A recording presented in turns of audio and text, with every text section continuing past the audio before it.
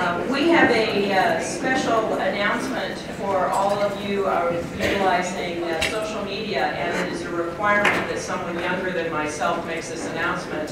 So Jen Sellers from University's Fighting World Hunger will give us an update. Jen?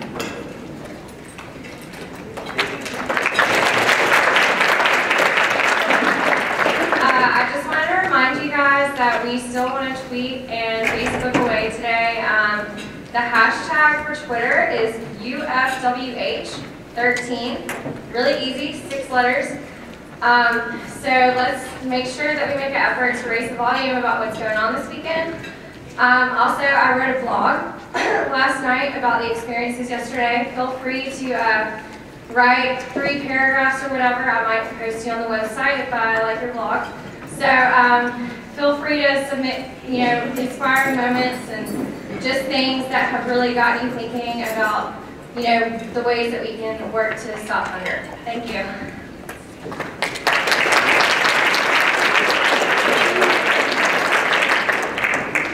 So many of you have been involved in putting together big conferences, large events, and a number of things can happen. You can be at a hotel far from your partner, and you call them and say, oh, it's been a disaster. Things have not gone well.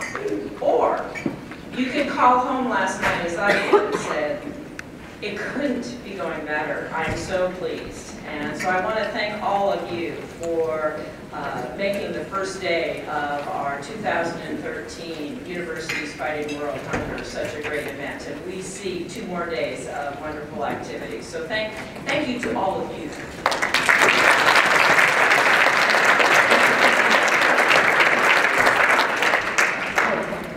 My name is April Mason, and I serve as the Provost and Senior Vice President at Kansas State University, and have had truly the distinct honor of being on the coordinating committee with such wonderful colleagues putting this conference together. You've heard from a number of them as we've made introductions.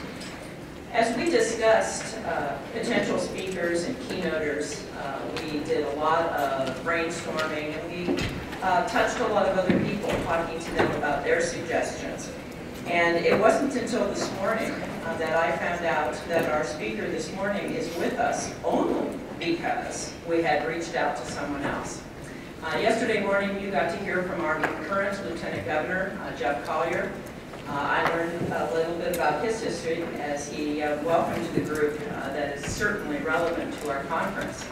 But another governor of our state, John Carlin, works with our speaker this morning.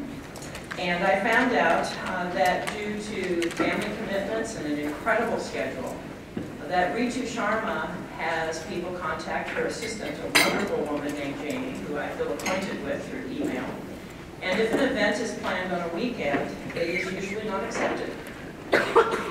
Just to remind you, since you've been in a hotel for 2 days, this is Sunday. This is a weekend.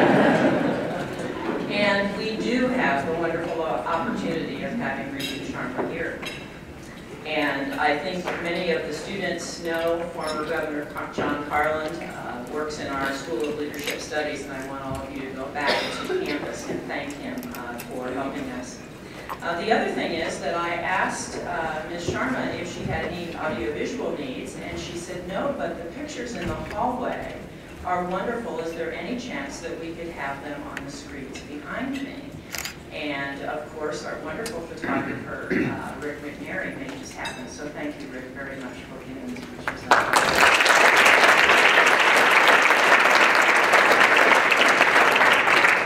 So let me tell you about our speaker. Ritu Sharma is president and co-founder of Women Thrive Worldwide, the leading organization advocating U.S. policy to benefit women living in poverty in developing countries. Due in part to Ritu and the Women Thrive program, global women's issues are now being incorporated into U.S. foreign policy, including U.S. assistance and trade programs. Ritu is a first-generation American of East Indian heritage. Her family left behind generations of violence and poverty in Punjab, India, to build a new life in the United States. She founded the Women Thrive program in 1998. I think you will all agree with me in an hour and a half that Ritu is an inspiring public speaker, an adept coalition builder, a political strategist who has led numerous advocacy campaigns to success. She's also an author, having written the book An Introduction to Advocacy, a Training Guide, which has been translated into 6 languages and is a primary reference for advocates around the globe. She serves on the board of the U.S. Global Leadership Campaign and has been regularly quoted on gender, global women's issues, and U.S. foreign policy in many media outlets, including the Washington Post, National Public Radio, the New York Daily News, Boston Globe, Baltimore Sun, and many more. Ritu holds a BSFS in International Economics from Georgetown University School of Foreign Service and a Master's in Public Health from Johns Hopkins University. Would you join me in welcoming Ritu Sharma?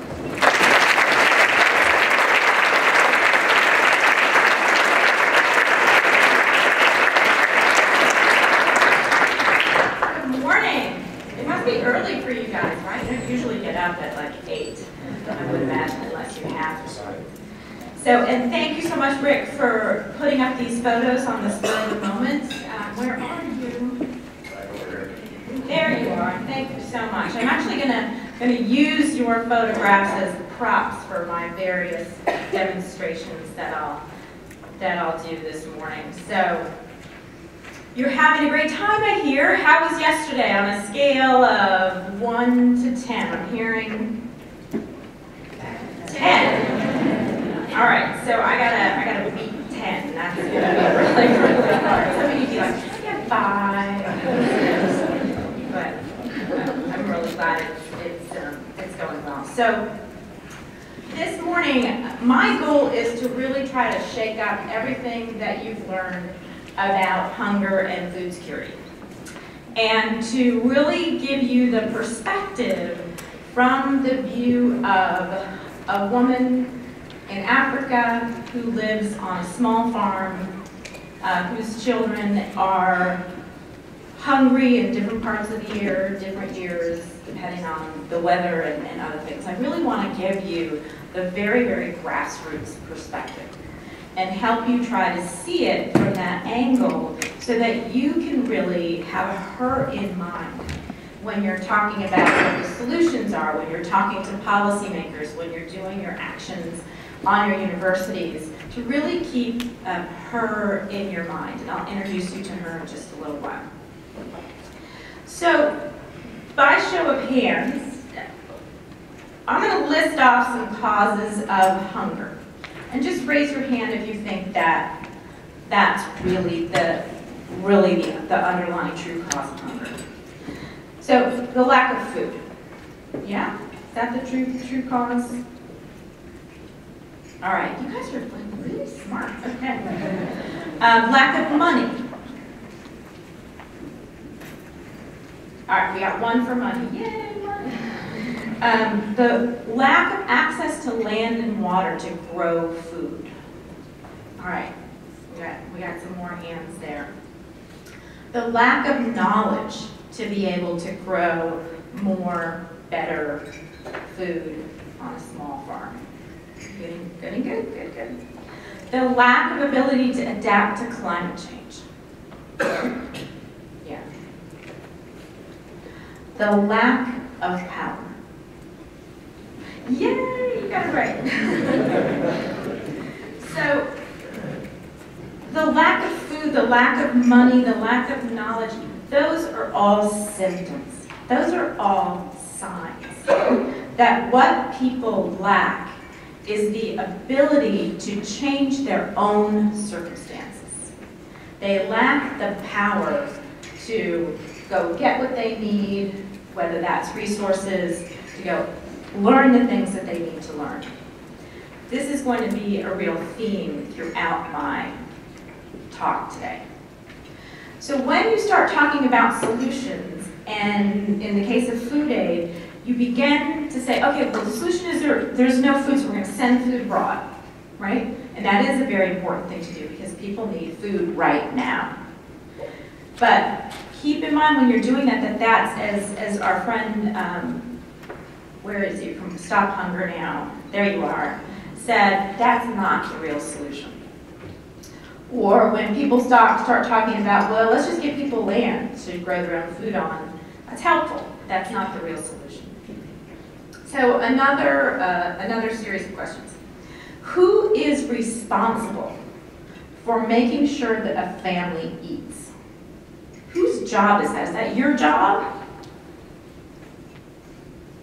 Is that the father's job? Raise your hand if you think it's dad's job to make sure that happens. Is it the mother's job? We got a couple votes for mom. Is that the children's job? Is that the village job? Is it the responsibility of the village? Is it the village leader's job to make sure that the people are eating? Yeah. Is it the government's job? Is it the job of private business? So whose job is it then? Whose job is it to make sure that people are eating?